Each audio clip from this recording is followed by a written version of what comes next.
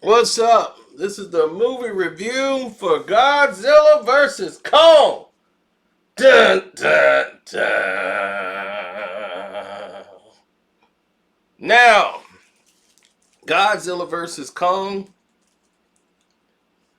is technically, in this whole universe, the fourth movie they have released in this monster verse, and they got it right.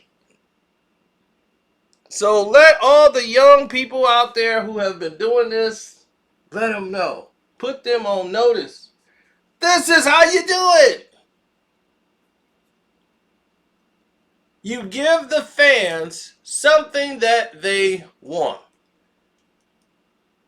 Now, we'll do a spoiler review later down the road.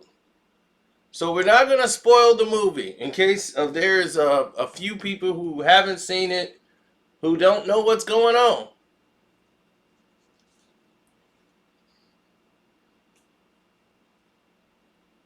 Now, for instance, Godzilla is entirely Godzilla vs. Kong is entirely a different film than Godzilla King of the Monsters. It kept the same theme, but this one, the human element is a little bit more grounded, and all the characters are really flushed out a lot better than they did in King of the Monsters. Because the main focus is definitely the monsters. But you still got to have that human aspect around it. So it was built around Hollow Earth. It explains why when Ghidorah was calling and doing all these things that Kong didn't go over to where he was. He was isolated on Skull Island, locked in, where he was unhappy because he was basically caged.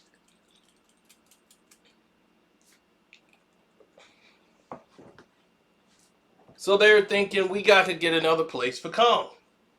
At the same time, this mad scientist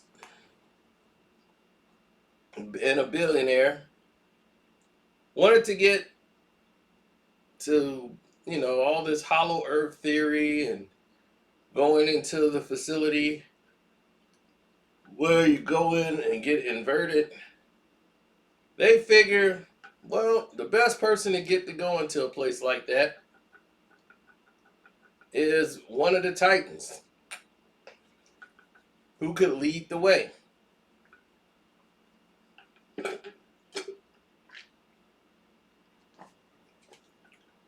And you're not going to get Godzilla to do a damn thing.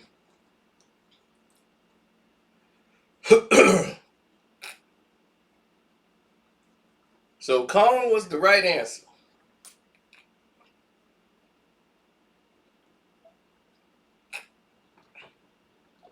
Now, the hard aspect of it for Kong was his connection to a girl who was deaf.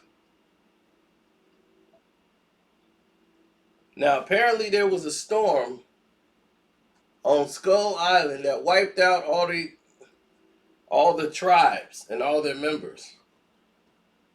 A huge storm. And Kong was only able to save the little girl. And she lost everyone in the village. So Rebecca Hall's taking care of her.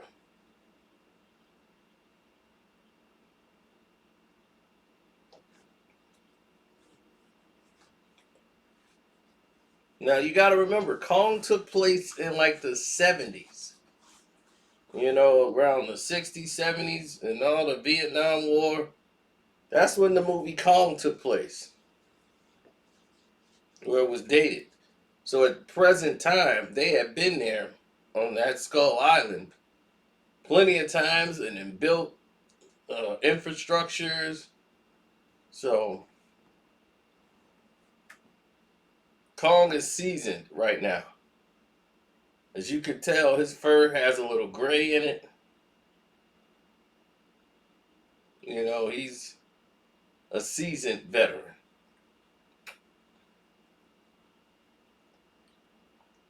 Now, Godzilla seems to be targeting people now, as what they believe. But he's targeting this company called Apex. And they're secretly working on something below, which we all know now. It's no big secret, is Mecha Godzilla. So they're trying to use technology in order to achieve this. So where it looks like Godzilla's destroying cities, he's actually destroying the Apex bases because he feels the presence of another alpha that's challenging him. So he wants to come in and show his dominance. Now, once they put King Kong into the waters and they're going, trying to stay off Godzilla's radar, they're trying to basically monitor where Godzilla is, how Godzilla moves, like they trying to stay out of normally his territorial waters.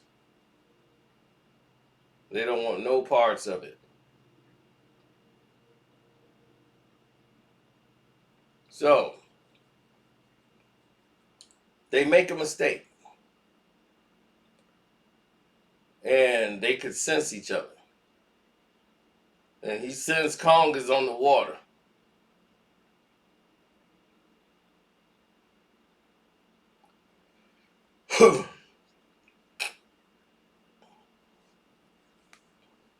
And once he sends Kong is on the water, they go over there. Well, basically, he's coming over. And they shoot at Godzilla first.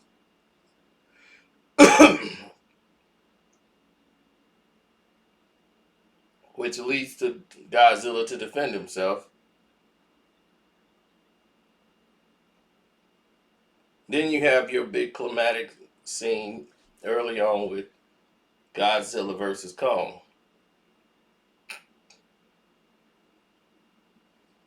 Now, what was shocking to me, it was a lot of women going to see this movie with kids. These women and the kids, they was deep. So, anyhow, the human aspect of it, the girl who plays 11 on Stranger Things, she's running around because she's like, something's wrong with Godzilla. She's trying to tell her dad, who's working at Monarch now, basically took over his wife's role. And he had a very small part in here, as need be. He was not the main character anymore for the humans. So his storyline was really over. But just having him in there and having her still connected to it. So she's going to try to find out with her friend what's going on.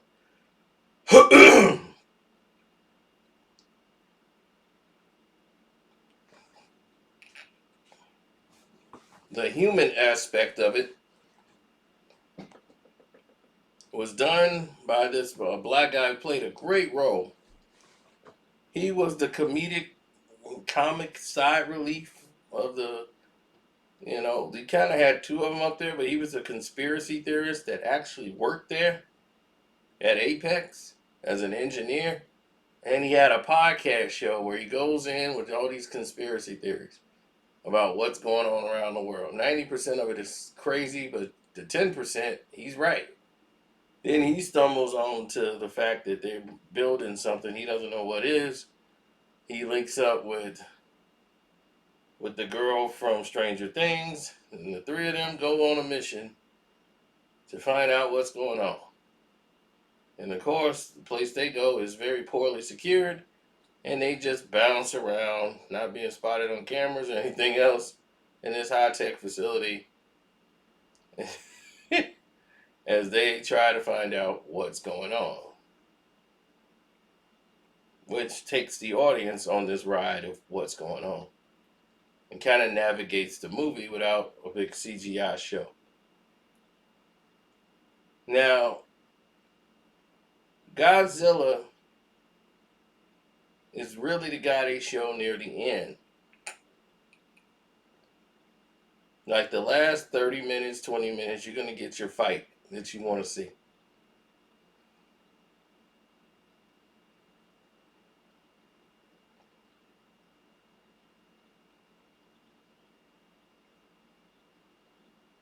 There's one funny scene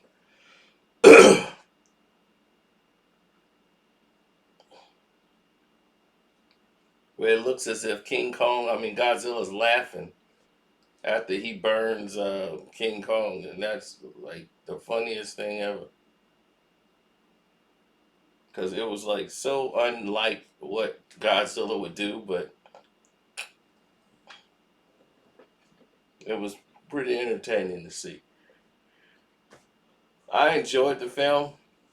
I gave it 3.5 stars out of 4 for an entertainment standpoint. Very high on the list. Kong is just a person who was, looking for home. He looks for peace. He's not trying to be the protector of the people. He just wanted to go home.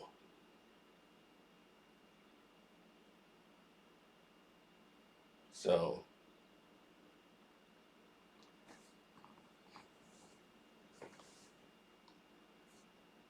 yeah, check it out. When we do the review for this movie, and we do what we would call the spoiler edition, then we'll go into details where they can go from this, the next movie, everything.